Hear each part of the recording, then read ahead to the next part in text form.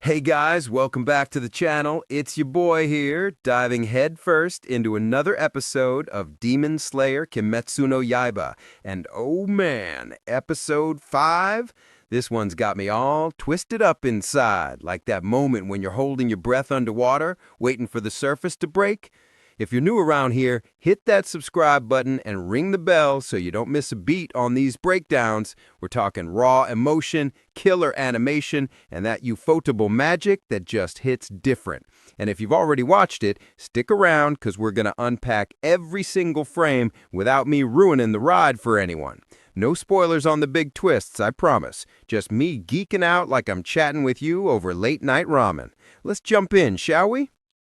Picture this. The episode kicks off right as dawn cracks the sky open, that soft golden light spilling over Mount Fujikasane like he's trying to wash away the nightmares of the night before. We've got Tanjiro Kamado, our boy with the heart of gold and a scent that's sharper than any blade, stumbling out of the wisteria-thick forest, his body screaming from 7 straight days of what can only be described as pure, unrelenting hell.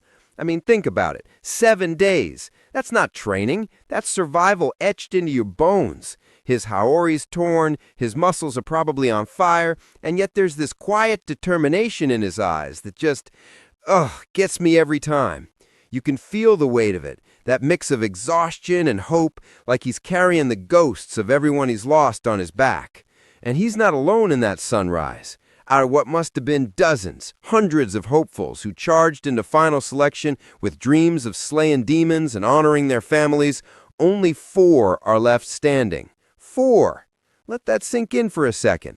Zenitsu Agatsuma, the blonde whirlwind whose equal parts comic relief and hidden storm, is there collapsed in a heap but alive, his thunderous snores cutting through the tension like a bad joke at a funeral. Then there's Inosuke Hashibira, the boar-headed beast of a kid, ripping off his mask to reveal this wild, scarred face that's all pharaoh grins and unbridled energy. Dude's panting like he just wrestled a bear and won, which, knowing him, he probably did. And rounding out the quartet is Kanao Tsuyuri, that enigmatic girl with the coin-flipping grace, her dark hair framing an expression that's serene almost to the point of eerie, like she's seen storms you and I can only imagine. These 4, battered and bruised, emerging from the shadows, it's poetic, isn't it? Like the world saying, you made it, but at what cost? My heart swells just thinking about their faces in that light, the subtle animations catching every bead of sweat, every tremble in their limbs. Now, as they're catching their breath, trying to process that they're the survivors, the chosen ones, in sweep these 2 guides, dressed in those crisp black uniforms that scream official business. They're not just any escorts. They're like the welcoming committee from a secret society you didn't know you wanted to join. One's a guy with this calm, almost paternal vibe, his voice steady as he starts laying out the Demon Slayer Corps' whole deal. Oh, and the girl's got this warm, encouraging smile that makes you feel like maybe, just maybe, you've earned your spot. They explain it all so matter-of-factly, but you can hear the undercurrent of gravity in their words. The Corps isn't a club, it's a lifeline against the darkness. Demons lurking in every shadow, feeding on the innocent. And these kids, they're the thin line holding it back. I love how the episode pauses here, lets you absorb it. The camera lingers on Tanjiro's face as he listens, his eyes wide, soaking in every detail. It's that conversational tone from the guides that pulls you in, like they're confiding in you, too. Hey kid, this is your world now. Buckle up. They lead the group down this winding path, wisteria petals drifting like confetti from a bittersweet party, and drop the first big reveal. Uniforms. Not just any threads. These are tailored, black-as-night ensembles that hug the body just right for battle, reinforced for the slashes and stabs that come with the job. Tanjiro slips his on, and you see it transform him, not into some invincible hero, but into someone ready to fight for real. The fabric whispers against his skin, a symbol of belonging, and there's this quiet moment where he adjusts the collar, fingers lingering like he's touching a promise. Zenitsu's fumbling with his, whining about how it itches, but you catch that flicker of pride underneath. Inosuke, he's already flexing, turning it into some makeshift armor, grunting approvals like a caveman at a fashion show. And Kanao, She glides into hers effortlessly, a ghost in the machine. It's these little touches, guys, the way the light plays off the buttons, the subtle rustle of cloth, that make you feel the shift. No more ragged survivor clothes. These are the garb of warriors. But wait, it gets even better. Or should I say more intriguingly ominous. Enter the Kasugai crows. These aren't your garden variety birds. They're sleek, intelligent messengers with eyes that pierce right through you, feathers glossy black like polished obsidian.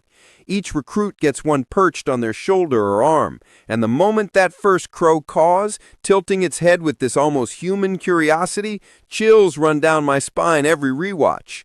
The guides explain their role, relaying orders from headquarters, scouting ahead, being that vital link in a chain that spans the whole country.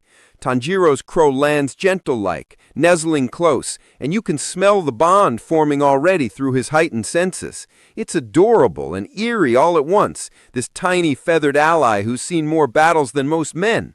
Zenitsu's freaking out, swatting at his like it's a mosquito on steroids, yelling about bad omens, while Inosuke is trying to arm wrestle his, feathers flying everywhere. Kanao's crow just stares, unblinking, mirroring her calm. I swear the voice acting on those caws, sharp, insistent, makes them feel alive, like characters in their own right. It's Ufotable at their best, turning a bird into a symbol of connection in a lonely fight. And then the pièce de résistance, the ore selection. They're ushered into this cavernous hall, lit by flickering lanterns that dance shadows across walls etched with history you can feel in your gut. Piles of raw ore, each one unique, some veined with crimson like dried blood, others shimmering blue like forgotten oceans, chunks of scarlet that pulse almost with a heartbeat.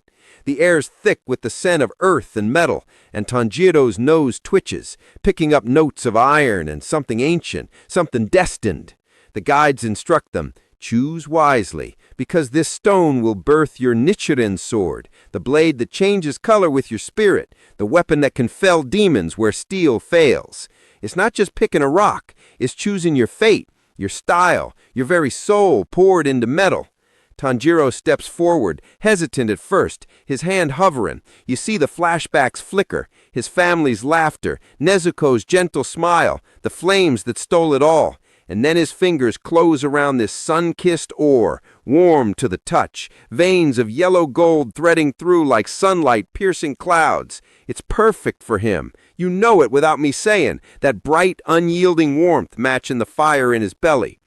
Zenitsu's choice is frantic, grabbing one that hums with electric yellow, sparking under his grip like it's alive with his nerves. Inosuke barrels in, snatching a jagged piece marbled in deep indigo, rough and wild, fitting his untamed war. Kanao pauses longest, her coin flipping once more in the dim light, heads or tails, before she selects a soft, floral pink ore, delicate yet unbreakable. The episode milks this moment, the camera circling slow, capturing the dust motes swirling, the way the ores seem to whisper back to their choosers. It's emotional, raw. Tears prick my eyes because it's not about the sword, it's about rebirth, about forging something unbreakable from the broken.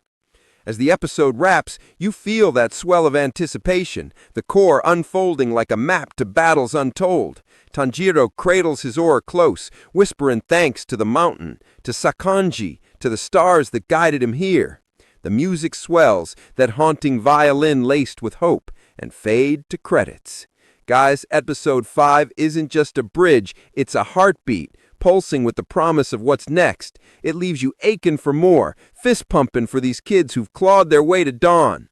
If that didn't stir something in you, check your pulse. What hit you hardest? The crows? The uniforms? That ore glow? Drop it in the comments. I read every one. Smash like if you're hyped for episode 6, subscribe for the deep dives, and I'll catch you in the next one. Stay fierce, Demon Slayers. Peace out.